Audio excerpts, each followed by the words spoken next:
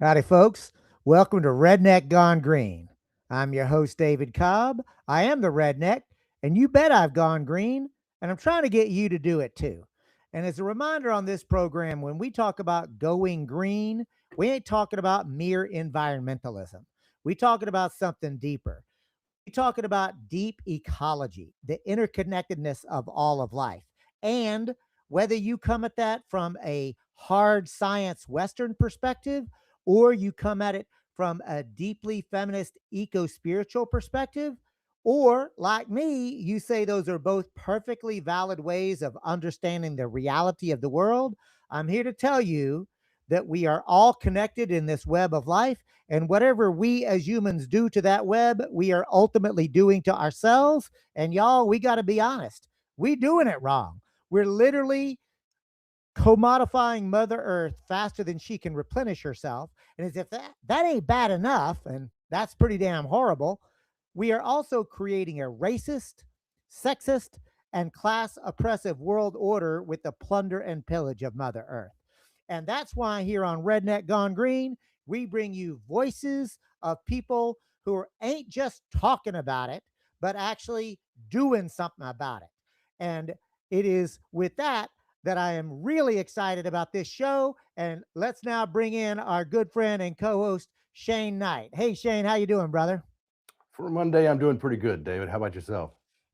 Same. And I got to say, these days, Shane, I always have to separate, right? How am I doing? Well, on a personal level, man, I'm as happy as a pig in shit. I've got a great relationship with my junior Mhm. high school sweetheart. We reconnected 13 years ago. As you know, Governor Peanut Butter, I got a dog that gets me out walking every day.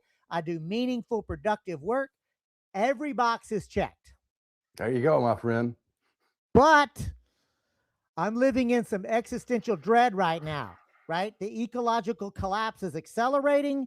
Fascism, explicit, clear, unambiguous, is making, is literally organizing the entire society, not just in the US, but across the globe. Brah, we are in trouble. Yeah, we are, especially after this past week of news.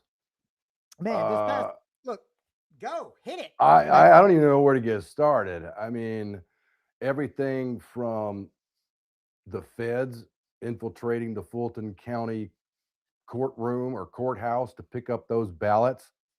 I don't even know what to say about that. I mean, it doesn't come as a surprise, but at the same time, it's just another sign that hey, one group of us is playing by the rules and the other one just doesn't give a shit. well, that's right, and I, honestly, like, look, there is the assault on the electoral process there in Fulton County, Georgia. There's the arrest of Don Lemon and Georgia Ford. There are the ICE raids that are absolutely positively horrific.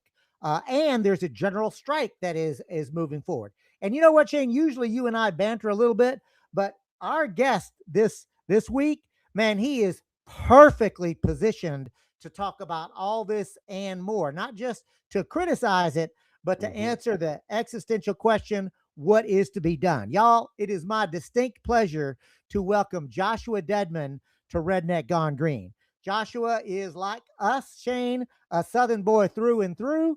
He is also a longtime labor organizer. He's an environmental activist. He is also a personal friend. He's the executive director of the Labor Network for Sustainability. Joshua, welcome to Redneck Gone Green. Thank you. Thank you so much, David. Thank you, Shane. Ruthie, thank you too.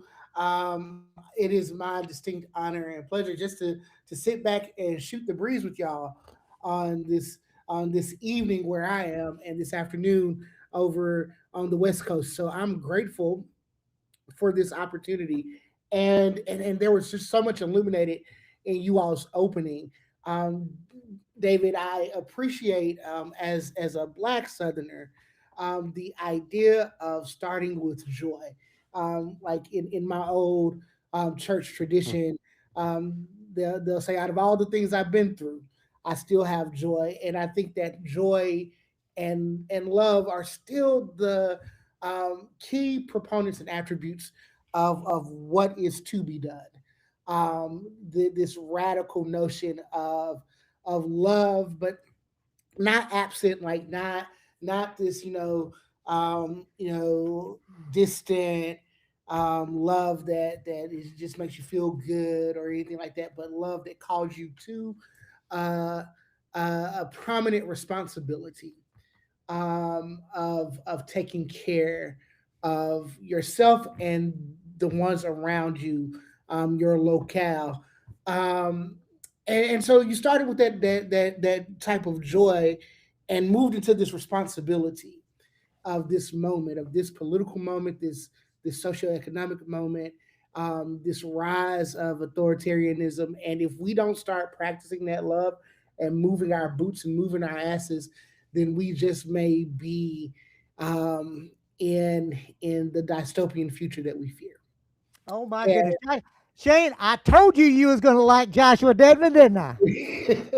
I, and you mentioned two other things, David. This interconnectedness. I mean, we could talk about King's letter from Birmingham City Jail and the inextricable network of all mankind. I want to pause to just say it's just like Duran Bernard said yesterday at the Grammys. Happy Black History Month for the rest of my life.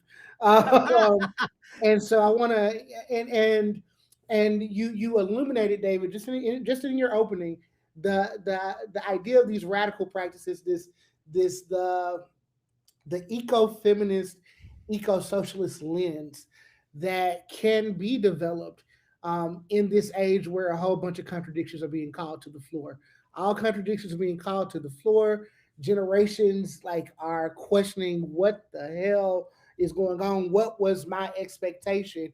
And Shane, you mentioned that some of us are playing by the rules, and some of us it's just a no hold barred, Dusty Rhodes, Ric Flair, cage of death, and and and Dusty was the working class, like the American dream. So I think that there's all of these things that are compounding in this moment, but what we have to do is that idea of radical love, that idea of love that challenges authority, that not doesn't go along to get along, but really challenges and produces. And I think that is rooted in first, and like and David and everybody knows, I start the or my iteration and how I arrive in movement through the Black liberation struggle. And all things are Black, all things are Black and queer, and this strangeness, this uniqueness that sets us into this moment is really what we have to do. And so I'm just here to help poke the bear, fortify some folk, and really, one thing that is certain is whatever stance we are moving in. I was talking on a staff call the other day with Jeremy Brecker. We be careful about revolution, and CLR James will tell you the same thing. To be careful of how you pronounce revolution. Revolution doesn't play. So we might not have to say a revolutionary posture, but whatever radical posture we're taking, one thing we have to know is that we're gonna have to go that way together. We're gonna have to join hands and do that. So I come offering just that, my willingness to work with y'all and continue to move things to uh, a positive, and to use the words of a great white man, towards the world we deserve. Oh, now you're making me blush because, of course, for those who know, 'cause Joshua and I are friends, that is in fact a tagline that I put on my emails. And thank you, Joshua. I'm gonna say it out loud. Like, yes, February is designated Black History Month to coincide with the birthday of Frederick Douglass, one of the great American political theorists and actors, to be sure. But let's emphasize that Black history is American history, that they are Mhm. inextricably linked. And I'm going to now quote Shane Knight, who says, in moments like this, we got to run towards each other, right? And so I think, Joshua, you framed that out so beautifully.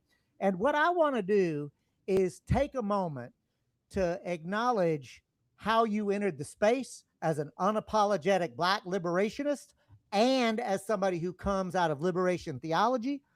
Remember, like my papa or my grandfather was a Baptist preacher, right? Like, and so Shane, I know you got a little of that in your background too. Hey, check it A out, Josh. little bit.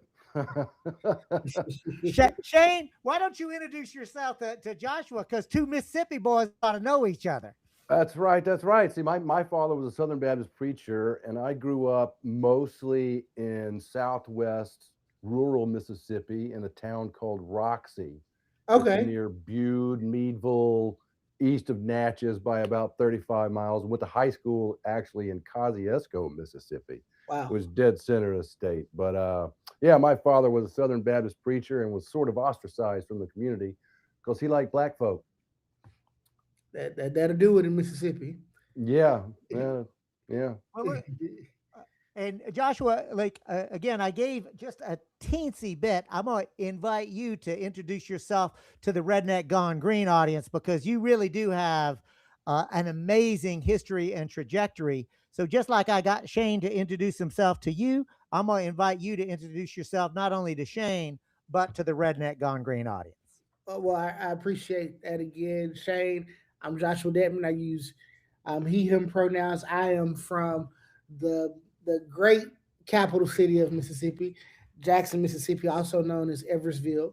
If for those who are familiar with the Jackson Kush Plan, Hmm. and I am oriented through the legacy of Black institutions first that have been sustained by poor Black folk in Jackson, Mississippi, always under the threat of a lack of resource, but always with that little bit of nothing, they've turned and made a mighty nation. My great grandfather pastored 10 churches, Mm. and they pastored 10 churches from the central Mississippi area, from the Tougaloo area all the way up to Vaden, a little bit Oh past wow. Kosciuszko. So, Yeah. so 10 churches in over his lifetime, not at one time, but this is back when Black institutions like the Black church could meet, once a month or so, or or for everyone's sake, most churches would meet either first or third or second or fourth. Um, my father pastored in Jackson, well, in Yazoo City, and then Okay. a little bit of scandal, but like folks are human. Um, Yeah. and my mother is a 42-year decorated nurse of the Jackson VA hospital system, All right.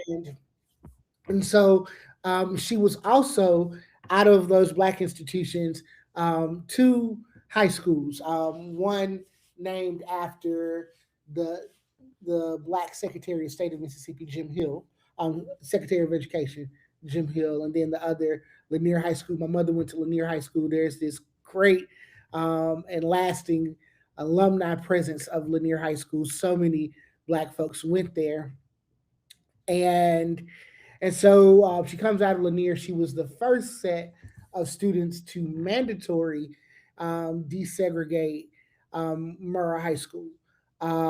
And so if you know anything about Jackson, if you know anything about Mississippi, the rule for desegregation came federally in '54. It took 16 years for Jackson to catch hold, for Mississippi to catch hold to that.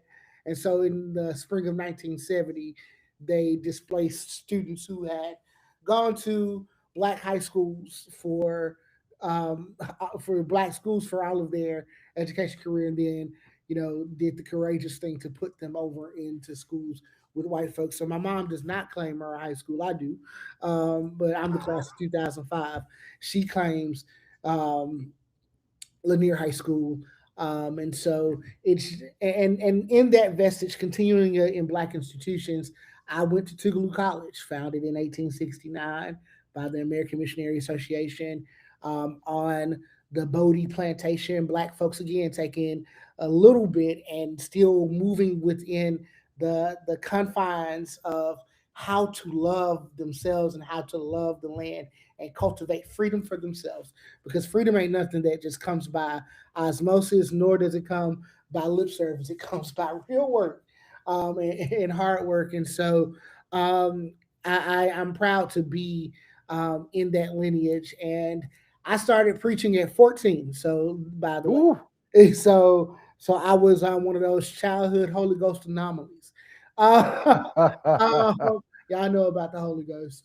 Um, and and at some point, the Black fundamentalist church that I went to did not satiate my spirit. It did not satiate my desires. Yeah, I could no longer go to a place that would hold up. Are you all familiar with Oral Roberts? I'm sure Oh you yeah, are. I could not. unfortunately. I could not stay at a black space that was holding up the idea of expect a miracle. Because look, we'll be still looking in the sky, expecting something to happen. We should be working, and believing that old man low will be with us always. If you all could tell, like the scriptural adages still mean a lot to me in this revolutionary posture, but regardless of that, speeding it up, I had an opportunity to get organizing chops under the NAACP of the state of Mississippi in one voice. If you know folks out that way, Derek Johnson did an excellent job. Shambi Lambright, shout outs to all of these folks who have made a way for me. And then I got hooked up with the UAW in 2011 under the leadership of Sanchioni Butler. I'm gonna call these names because I believe in not just waiting to folks like the ancestors, but I believe in calling folks for the radical work that they do now, and in this moment. And so Sanchioni Butler, a black woman who led a real fight against not just the empire of Nissan, but also the state of Mississippi, and really pressed Carlos Ghosn's neck. Who didn't win the union, but sure did change a lot of minds and hearts in the state of Mississippi, and that is important work as well. And David wrote about it. I've bounced around organizing spaces, primarily unions, CWA. I had an opportunity to organize state employees and really get an understanding of the state, as stretching as far from Natchez as all the way up to Tupelo, and everything in between. The state of Mississippi still doesn't recognize or give a contract to that union, but the city of Jackson does. So we take our wins where we have them, and then I moved into labor adjacent work. For some time, I was the national organizer for U.S. Labor Against the War, tying labor and demilitarization, and those efforts. Shout out to Reese Cheneau, but also shout out to some old white men that I don't think mine would mind me calling them old white men. John Braxton, Mike Zweig, some really good people along the way. Michael Eisenhower and others. Who Michael Eisenhower out on the Bay Area as well. And um, so then I had an opportunity to come into the Labor Network for Sustainability, building First Our Young Worker Project, and it blossoming into not with just myself, but with our first organizing committees of committed folk out of a few different unions, committed young folk who really wanted to one cultivate their leadership in labor, but also stick their necks out to push labor to recognize the need for climate and environmental justice. And and LNS was started by Joe Uline, who was the industrial area's vice president for the AFL-CIO, and just a great and awesome guy to know, as well as Jeremy Brecker, who of course has contributed what I think is a holy text to the movement, which is so yeah, here I am, um, now in the position to lead LNS, and I'm grateful for this opportunity. I'm grateful for those who've come before me, and the struggle, the principal struggle we've had in this space as we know the notion that labor is usually pale, male, and stale, but the commitment to hear people of color, to hear frontline communities, and to bring with vigor um, the need for labor and environmental justice to move in lockstep, concert, and hand in hand. So yeah, that's me in a nutshell. Well, Joshua, again, thank you so much. I have never regretted asking somebody to share a little bit about who they are and why they do what they do. So I really appreciate you. You know, I consider you a dear and cherished friend and comrade. And so knowing that you come out of both liberation theology and a Black radical tradition, and literally grew up in the heart of the Neo Confederacy, right? Like the fact Hmm. that you were able to name all of those things and still get going, I just really appreciate you. And I appreciate the fact that you are now as the executive director of the Labor Network for Sustainability, because it occupies a very critical place in this conjuncture or in this historic legacy. Because, as I said in my Substack, and by the way, Joshua, like that essay that I wrote, it's gotten a lot of play, and a lot of folks have already written to me privately about that essay. So, you know, I set the bar pretty high for you, right? So what I want to ask you to do is, because y'all got multiple projects that you got going on, right? Mhm. And of course there is ICE, there's a general strike, but I also don't want to let just the reaction to these fascist a-holes drive this conversation. Yeah. So I want to actually ask you, in the context of this program, Joshua Dedmond, Executive Director of the Labor Network for Sustainability, what is it that y'all are doing that you want to share with the Redneck Gone Green audience? Well, I appreciate that question. First, it is Transit Equity Week, and I'll start with it, that area of programming for LNS. It is on February 4th. We will recognize Transit Equity Day. LNS it has a historic partnership with Trust Transit Riders in the United States.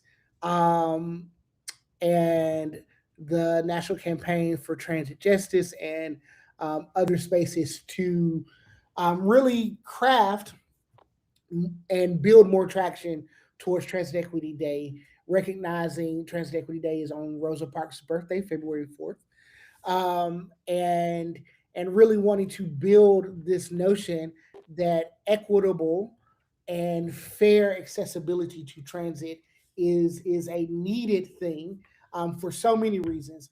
But the more we build mass public transit, we make a step in the right direction to decrease emissions, to also build infrastructure for people who need to get to work. And the notion that we have at LNS, the tagline that we have the most is making a living on a living planet. And Hmm. so it is our hope to create spaces by which we can continue to tease out. And as you wrote, David, in your essay, for so often we have pitted labor against environmental justice. You can't work and have a living planet. You either work until the death of the planet and work to your death, um, or can frolic in in the fields and in the pastures of green and have a living planet, but you'll be dead broke. And and so that is how the narrative goes so far. But at LNS,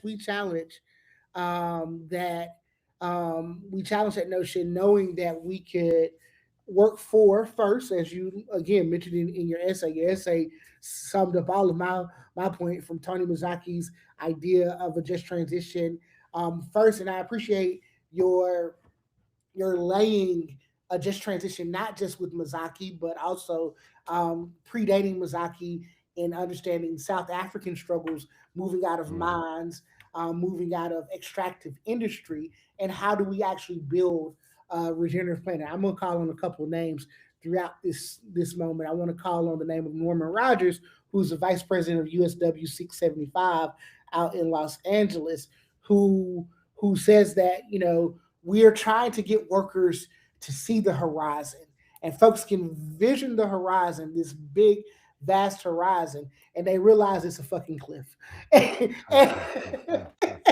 And what we're doing at LNS is crafting the notion that we have steps down into what is an actual just transition. So not only do we amplify Transit Equity Day, we've worked with now the Sunrise Project. I got a report that was due this past Saturday, but and a meeting this upcoming week on how do we shift in transportation these idle giants to move out of extraction into a more plausible concept of a just transition, challenging Daimler and Chrysler, and how do we challenge manufacturing unions, especially work workers within the UAW? How do we challenge those spaces to make an accurate transition in those spaces?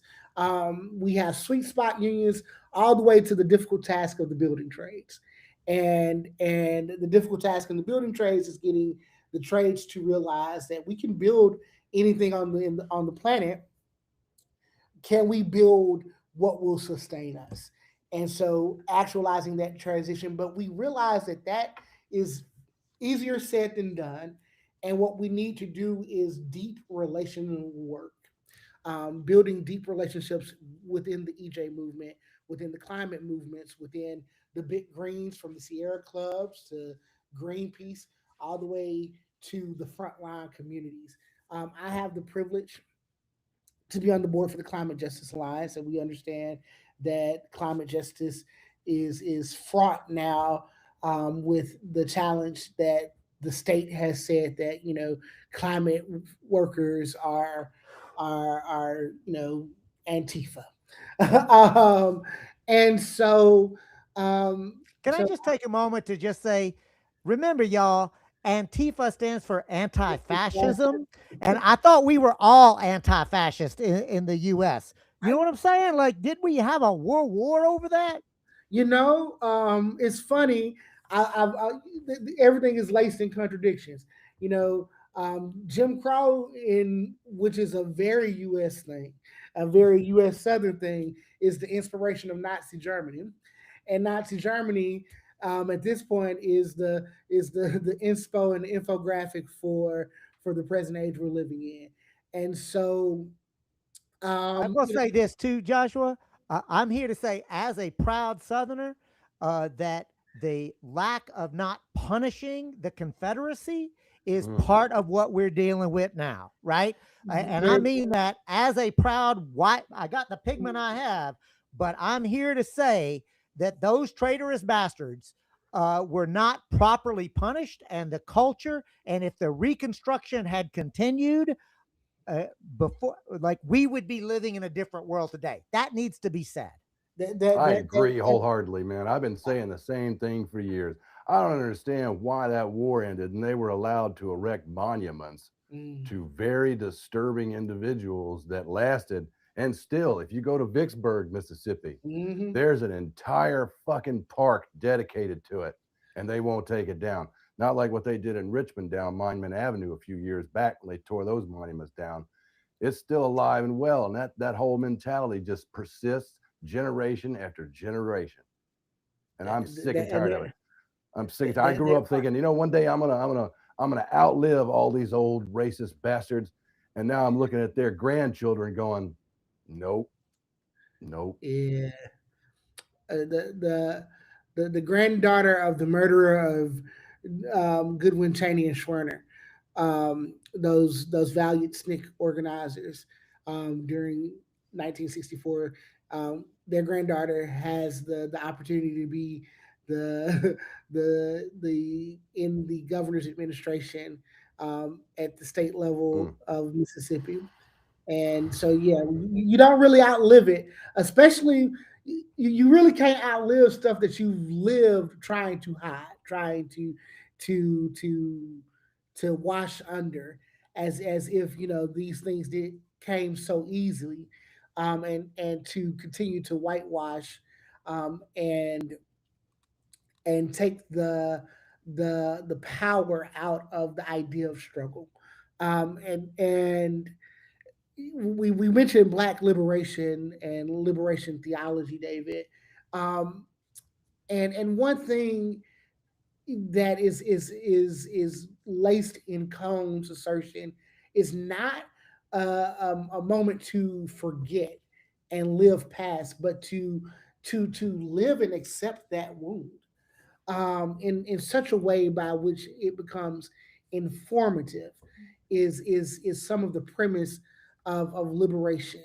And honestly, part of the challenge in the United States is not just the actualization of Black liberation and brown liberation and queer liberation and frontline communities, but it's the liberation of white folks from this notion that they got to have a level of power, and we even see it in leftist spaces.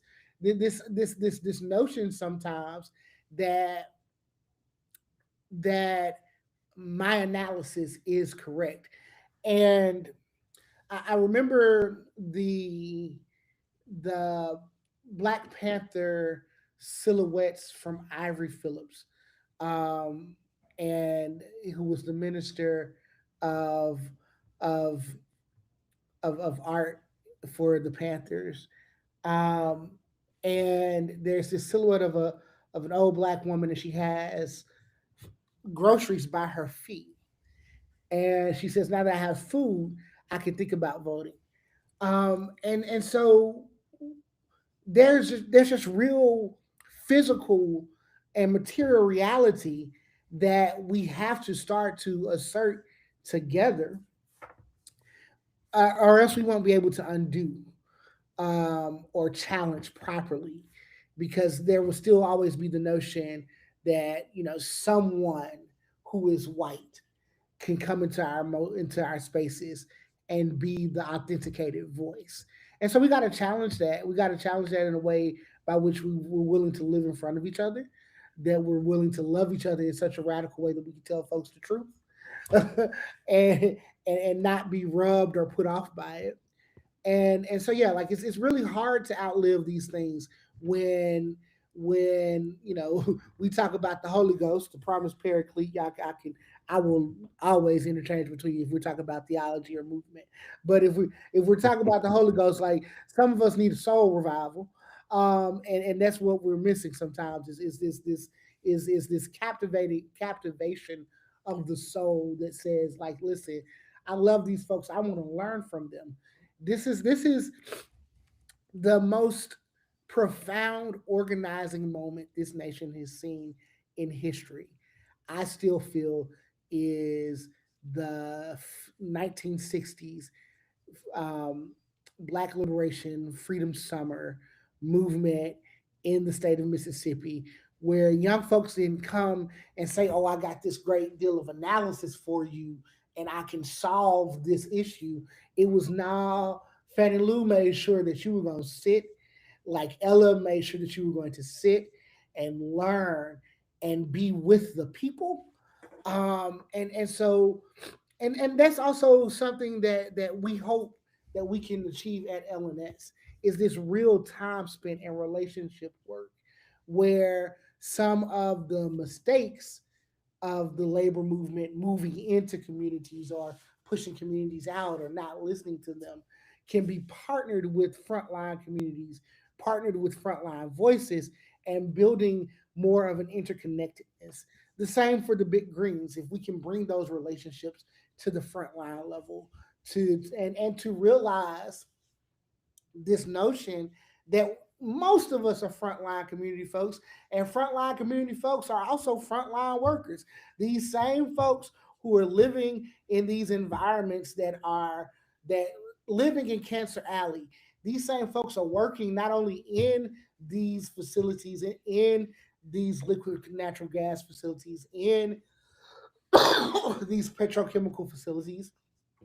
Hell, they also working in the casinos in New Orleans, and so and so these are frontline folks who need to one have their leadership supported first, but also have the institutional support and the institutional power that comes with their voices being heard in their unions in those democratic spaces, and then those priorities being lifted.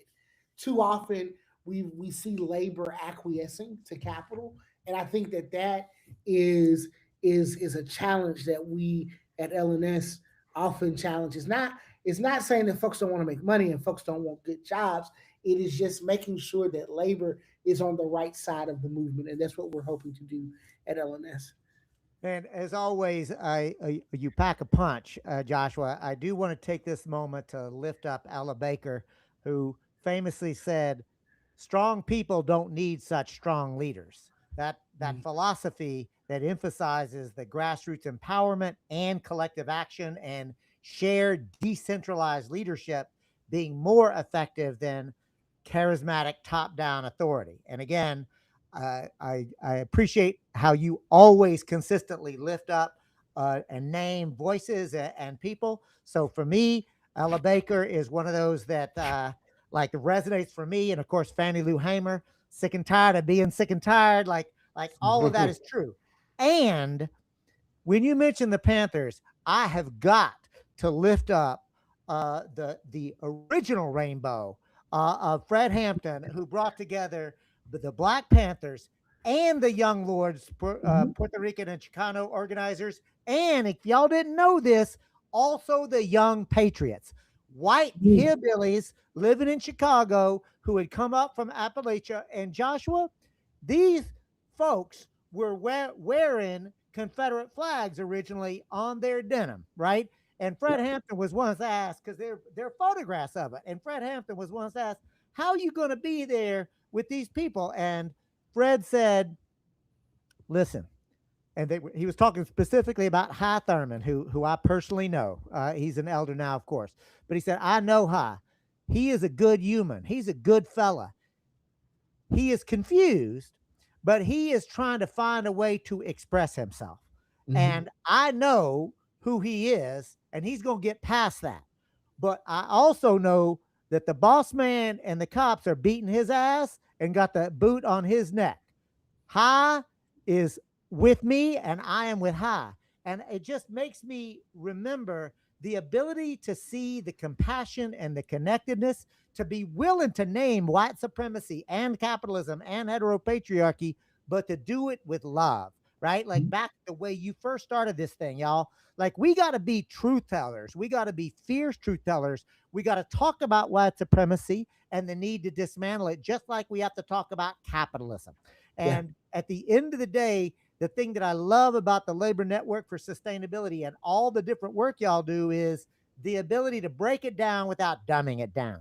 You're not just doing, rhetoric. You're actually building relationships with workers across race and across gender, and building that kind of world for a just transition. And I do want to circle back, just in case folks are not familiar with the just transition framework, Joshua. Why don't you break down what is a just transition framework, and why is it that the Labor Network for Sustainability has embraced that in such a full throttled way?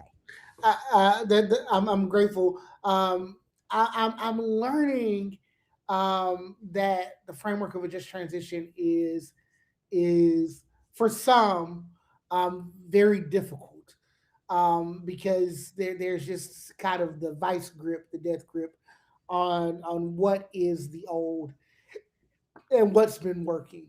And from Tony Mazaki and the oil workers, um, comes this notion that we can transition away from extractive industry and use in my in my base level understanding, utilize the infrastructures to start to create a more sustainable world. And that has to happen, one, by making clear provisions for the workers that have worked in these industries, to make sure that they can essentially bow out of the extractive industry with enough cushion by which they can have a clear understanding and clear notion to create the new, sustainable. Um, and it's I've listened to a lot of stories. Um, One out of Appalachian coal miners of whose the entire township were workers in the coal mine. Um, and this looks a little different than the race to the south manufacturing nowadays, and I'll hope to touch on that. But these entire townships are built for the coal mine, for Hmm. and folks great grandpappies worked in those coal mines, and they saw themselves working in those mines because that was the best salary around those parts. That was the best living. Um, and folks could visibly see the deterioration of their loved ones from black lung disease, from all various types of cancer, from all these illnesses. But still, the trade off was like, listen, I'm going to die anyway. I'm going to need to make this salary, make this living for my family. The idea, the granular idea of a just transition is that folks should be able to have the imagination to say that we can leave that, we can move away from it and safely move into something else and define that. And so that is base level for me and for LNS, how we're trying to articulate just transition. Again, I mentioned Norman over at the steel workers as folks are facing California's phase out from the industry, phase out from oil and gas, and folks are still scratching their heads of, well, what the hell am I to do? What is to be done? How am I going to feed my family? How am I going to maintain my communities? And so we need to actualize the just transition. We need to actualize these resources, and then we have to, and all of that is done with, instead of lining corporations' pockets, lining the pockets of the workers, by which they can know that they have some safety net, some cushion in order to make an accurate transition. Let me ask And you I a love question. that, Joshua. Oh, go ahead. Yeah, I'm curious because you mentioned you've heard these stories, and I've heard the same stories. Like the coal miner story is the same old knock. And one of the things that I recall years ago being proposed was a level of either community funded, community based, or local political, geopolitical creation of a sense of like almost like a re-education Mhm. program. And once that was proposed, there were a lot of people who were oppositional to the idea. Is that where is that even part of the process anymore? Because it seemed like a good idea to me. I always thought like, okay, your industry is dying, Mhm. and you're working with a resource that is finite. And if Mhm. you are going to take the skills that you learned doing job A, transitioning to job B, there's got to be something added to it. It's not just taking what you know and sliding it over to something that's sustainable entirely. Is education woven into part of that transition, and what does that look like? So I think the best folk to answer that um, is Jose Bravo and others over at the Just Transition Alliance, who have committed to one, educating on the finance work of a just transition, Hmm. educating on where the campaigns are that we can actualize that transition. And yes, people are building in, baking in the education component. That's a part of as we get to the cliff, understanding that there's steps down, because we don't want folks to jump off the cliff. We want folks to safely step into it. Those education components, those funding components, as as the industries, those dying industries are dying. Those industries like oil and gas are being phased out in other spaces. There has to be a funding component, and there has to be an education component. Those components need to be baked in. There are great examples. The state of Colorado has a built-in office of just transition that was established through the AFL-CIO 2 years ago.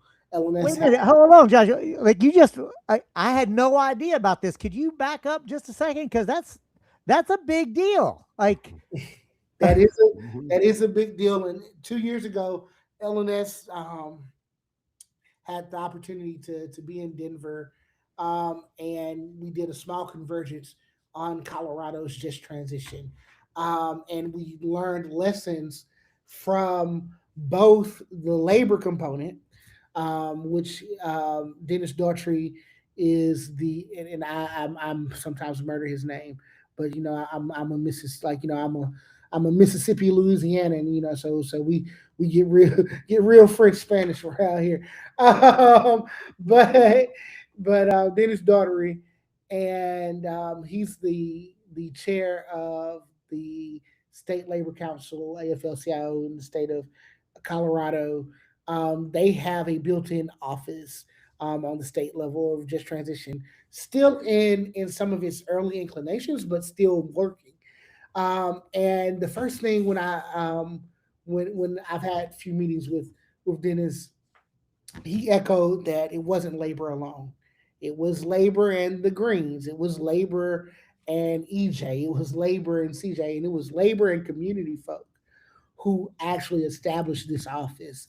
And so that education component that you mentioned, Sean, has to prioritize, I feel, the all encompassing. It has to prioritize the community.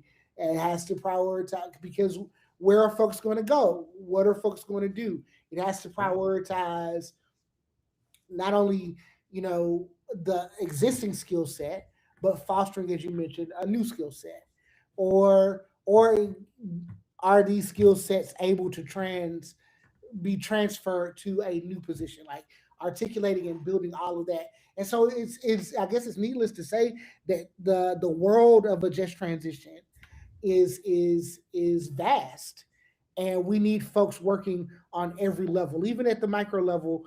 um, David, I see your Cooperation Jackson shirt.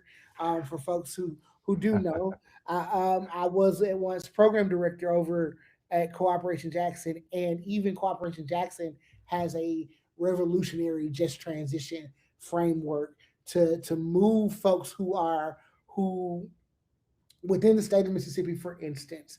Um, if folks are familiar with how Nissan got to Mississippi Mm. in the year 2000, well, started in 98, the announcement that Nissan was going to happen, 30 years was the contract. So they had a 30-year contract, which they are coming to the end of that 30-year contract in the next couple of years.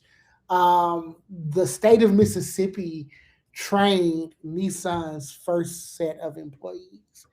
Now, these big construction companies and stuff caught hold that, like they were going to phase out the full-time employees into temp staff. So they started setting up these temp agencies and stuff like that. But, precarious labor and white capitalists in the state of Mississippi, I tell you. And so all of that has transpired, and now you have a phasing out of this large manufacturing facility, and folks with a skill set, but it may not be a factory there for them in the next couple of years. So what are you going to do? How can you build the the the resting place, or how can you build the transition place? How can you empower folks to be like, all right, now I got these, like, I can build trim chassis. Does this mean that I can transition into new automotive body work or things like that? But also, while we have this large factory here, there will be the onset of EV and battery plants and things like that.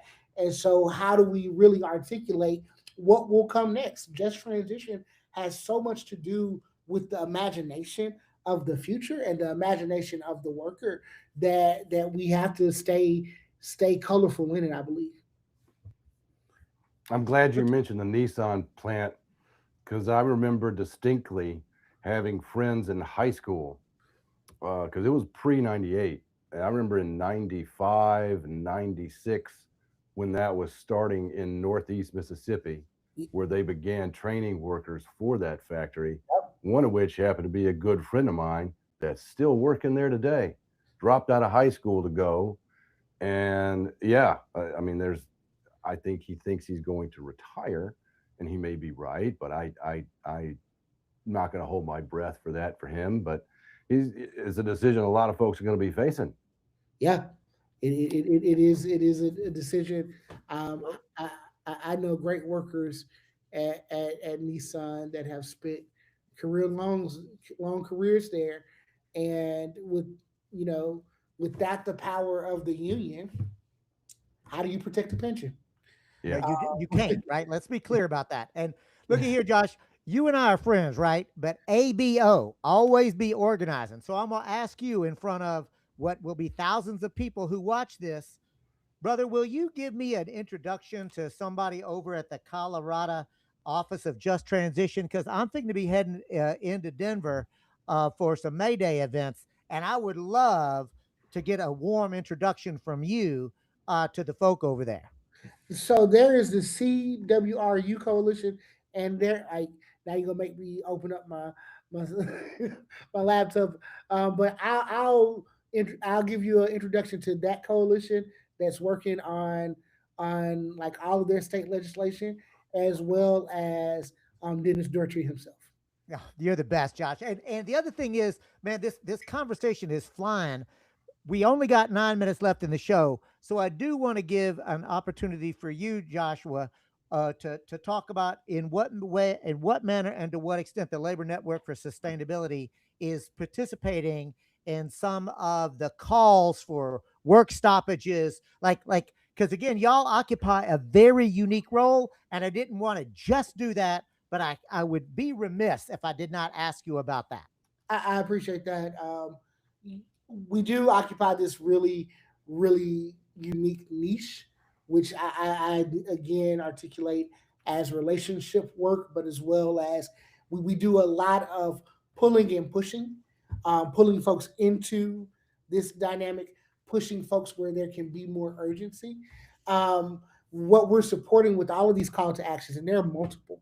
The Mayday Strong Coalition out of the CTU, and the The Chicago, Chicago Teachers Union. yeah, the Chicago Teachers Union, and supporting the leadership of Stacey Davis Gates, and Jackson Potter.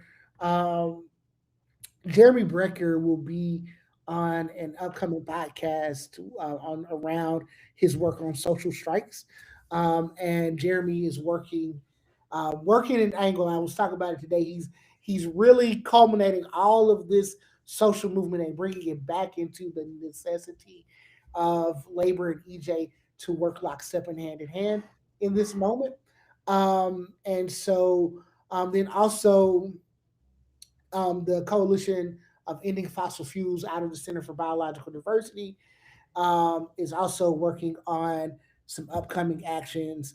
And then we are supporting the call for a general strike out of Sean Fain's office in the UAW, and really trying to really get some traction there. So all of the fronts we're trying to be, we're a bit smaller than what we used to be, but still we're trying to show up on those multiple fronts to continue to pull folks together as well. A few months ago, uh, we had an opportunity to co-host and support the movement for Black Lives, asking the question, "What the hell is Black labor to do?"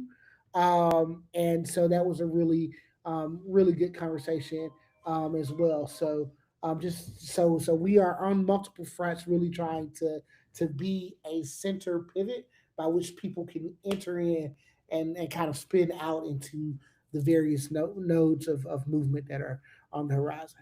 I love that, right? Like an ecosystem amplifier and connector. So, Joshua, for Redneck Gone Green viewers and listeners, remember there'll be thousands of people who will end up having watched this video, right?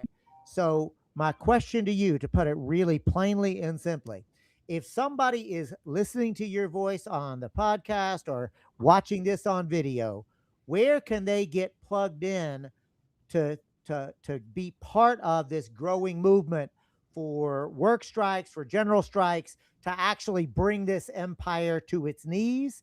which is, I think, what needs to be done. At the end of the day, the idea that we just wait till an election cycle to Mhm. act is just foolish. Yeah, I think that not only is that foolish, as antiquated, and ultimately a tool of the capitalist machine by which we are trying to attack. And then not to say that listen, I go vote every year. Well, partly because my grandmother was born in 1923, she couldn't. Um, so I mean, so I participate, and then also I participate in local elections because Kwame Ture says it best in the opening of Black Power, the Politics of Liberation. All politics happens locally. So we can talk about all this stuff on the federal level, and it don't mean a hill of beans to John Horn being the mayor in Jackson, and we having to struggle there. Um, and so, um, but the clarion call I'll first offer is like, please visit our website, laborforsustainability.org. Labor, LABOR, the number four, sustainability. That's a really big word, and don't pay me to spell. .org. um, laborforsustainability.org. Pay attention to our newsletter month by month. We amplify and support our network, folks from across our network. This past newsletter, we had the opportunity to amplify Katie Chavez, as they are the ED for the Climate Justice Alliance, and supporting the multitude of work that is held by that member alliance, as well as amplifying other work, amplifying the principles of a just transition, working to bring EJ and labor more closely together. We've partnered with spaces like the Chisholm Legacy Project, Taproot Earth, the Just Transition Alliance, to have in real time a conversation of folks within labor and within EJ, and really establish a greater relationship. So we are on the cusp of moving that, and moving that into the right direction, returning to our convergence process, which took a hit last year, but we're going to return to that process in the near future. Maybe reimagining how we do that. Maybe working small to work larger. But yeah, we have a lot of things on the horizon, and we're still constantly building and working, and we're grateful for the support of all of y'all. Well, thank you, Joshua. Looky here. Again, ABO, always be organizing. I will say it would be interesting to see about getting the Labor Network for Sustainability to join us in the fall at Resist and Build if y'all nested what y'all are doing there. We already have the International Association for the Study of the Commons involved. We've got the Basic Income Movement doing the same thing. And I know you got a little taste of that magic of the U.S. Social Forum, right? And Yeah. Detroit and Atlanta, like converging together and building together. And Joshua, like any chance I get to hang out with you is always a good day for me. So I just want to say, I'm gonna plant that little seed that it would be good to get LNS in Denver in the fall. We'll look to be there. All right. Looky here. I want to thank again Joshua Dedmond, our guest here for the Labor Network for Sustainability, for joining us. Please do sign up on their newsletter. I am a subscriber to their newsletter. Part of the reason why I seem like I'm so smart is because I subscribe to newsletters like Labor Network for Sustainability and a host of others.